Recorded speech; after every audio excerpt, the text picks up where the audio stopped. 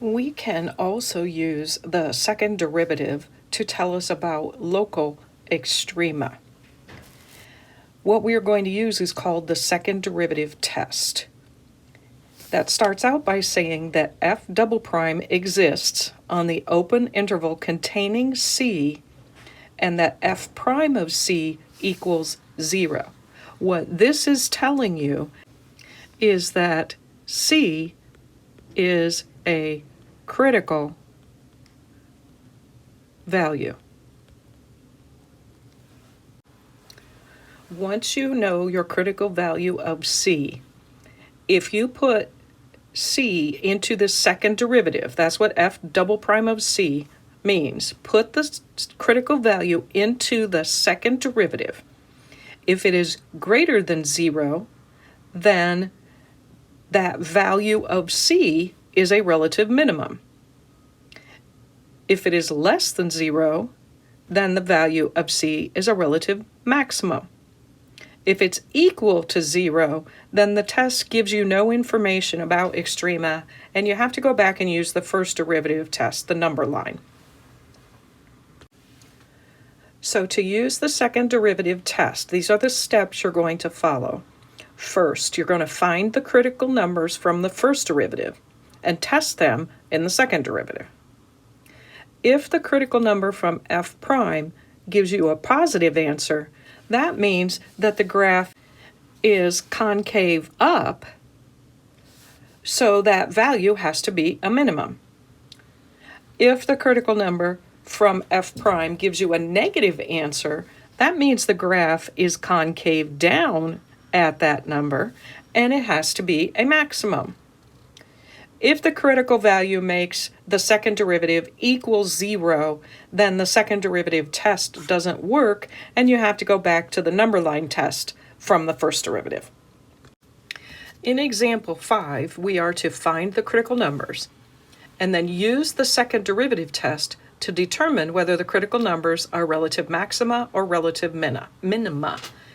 Then we are to actually find the extrema. That means find the y values as well. Our first example is f of x equals negative 2x cubed minus 3x squared plus 72x plus 1. The first thing that we need to do is find the first derivative. This will be negative 6x squared minus 6x plus 72. To find the critical numbers, we want to set that equal to 0. I'm going to factor out a negative 6. That will leave me with x squared plus x minus 12. Keep the negative 6 out front. The quantity factors into x plus 4 times x minus 3. This makes our critical values, or critical numbers, x equals negative 4 and x equals 3. We can't use the negative 6 out front because there is no variable. Now that you know what the critical values are, find the second derivative. Our second derivative will be negative 12x minus 6. To do the second derivative test, we take those critical numbers and put them into the second derivative. So f double prime at negative 4 will be positive 48 minus 6. All we care about is what sign do we get, and we get a positive. What that means is that we are concave up there. If the critical numbers are always the potential maximums or minimums, and we found a place where we are concave up, that means that that critical value has to be a minimum. So we have a relative min at negative 4 for the x value. And if you put that back into the original equation to find the y, you get negative 207. Do the same thing with the other critical value. F double prime of 3 will give us negative 36 minus 6, which is a negative. So this is concave down. Think about that. If it's a potential max or min and it's concave down, it has to be a maximum. So we have a relative max at the x value of 3, and if you put that into the original to find the y value, you get 136. For our second example, our function is x cubed plus 1.5x squared minus 60x plus 100. So finding the first derivative, we will get 3x squared plus 3x minus 60. Set that equal to 0. I can factor out a 3. That will leave me with x squared plus x minus 20. This time the quantity factors into x plus 5 times x minus 4. So our critical numbers are x equals negative 5 and x equals 4. Again, we ignore the 3 because there is no variable there. Now find the second derivative. You will get 6x plus 3. Put the critical values into the second derivative, so doing f double prime of negative 5 will give us negative 30 plus 3, which gives us a negative answer. This means that we are concave down there, which means that negative 5 has to be a relative max. So our x value is negative 5, and to find the y value, we put it into the original, and we get 312.5. Doing the other critical value, f double prime of 4, we will get 24 plus 3, which is positive, which means we are concave up and a relative min, therefore. And our x value is 4. Plugging that into the original for the y value, you get negative 52. On example 6, we are to use the given information to sketch a graph of f of x. We are to assume that f of x is continuous. We had a problem similar to this in section 10.1. Remember that when you get a table that has x and f of x listed on it, that this is just points on the graph.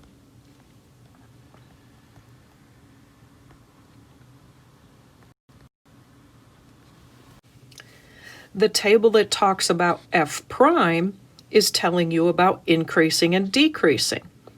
So we are increasing here, we are decreasing the other two intervals.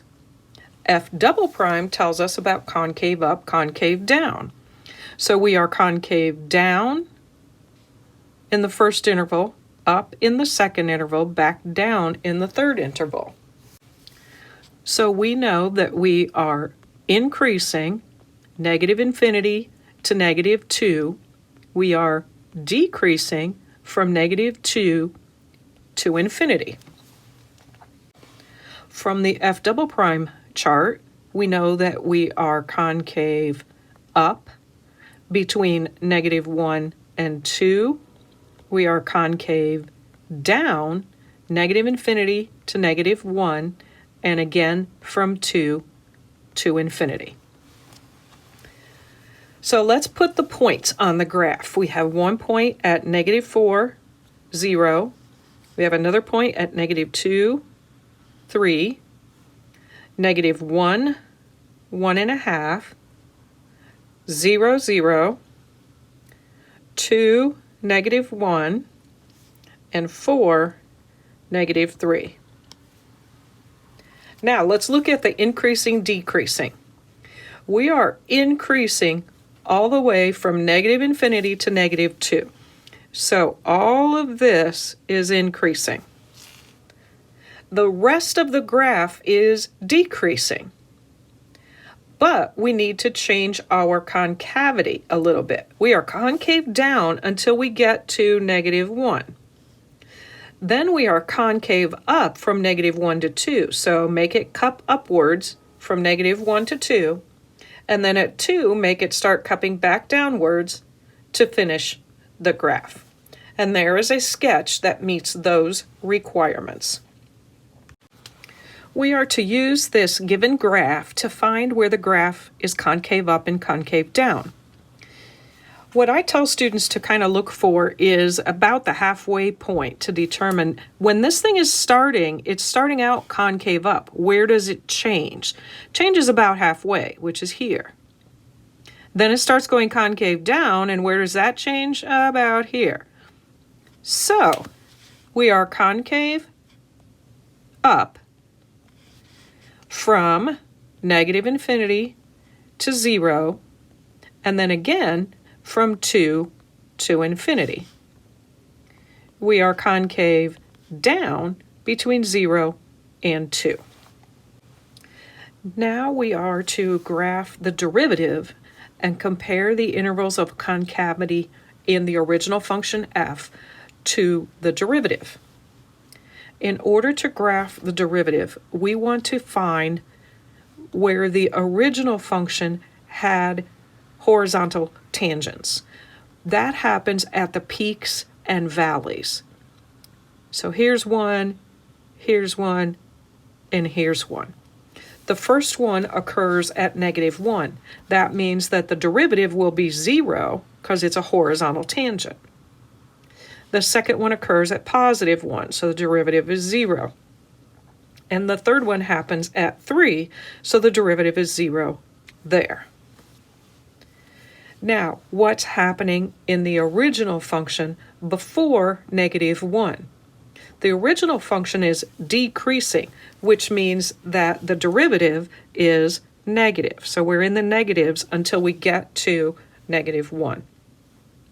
Then from -1 to 2, we are increasing. So the derivative goes into the positives. Then we are decreasing again, so the derivative goes into the negatives. And then we start increasing again, so we go back into the positives. Compare what we said about concavity to what the graph of the derivative looks like. We said that we were concave up on the original from -infinity to 0. If we look at our derivative from -infinity until we get to 0, what's that function doing? It's increasing.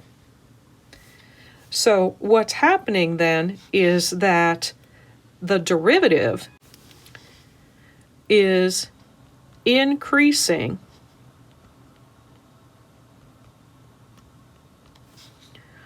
where the original is concave up. What did we say about concave down for the original? It was concave down between 0 and 2. What's happening on the derivative between 0 and 2? It's decreasing. So f prime is decreasing where f is concave down. The last part of example 7 tells us to graph f double prime, the second derivative, and compare the intervals of concavity from the original f to the second derivative.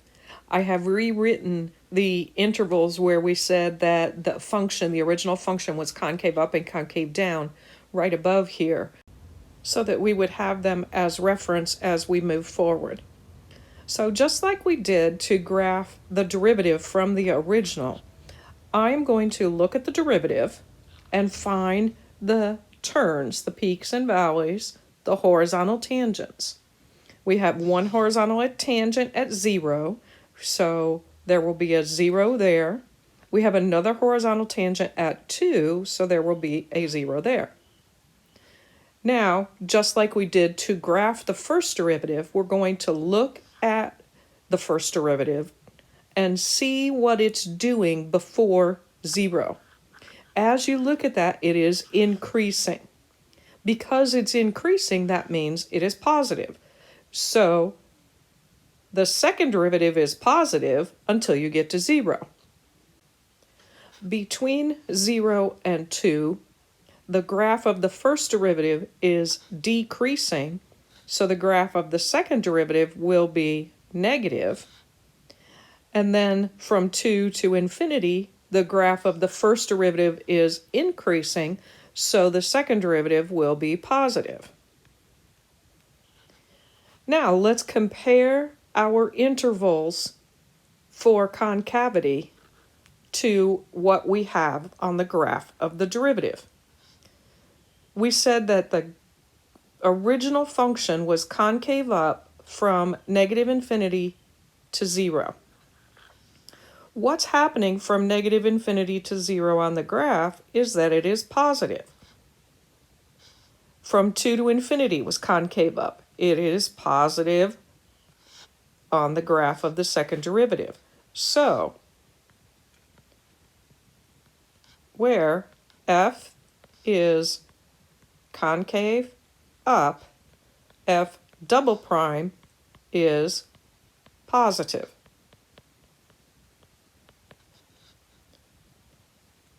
And then conversely, where f is concave down, f double prime is negative.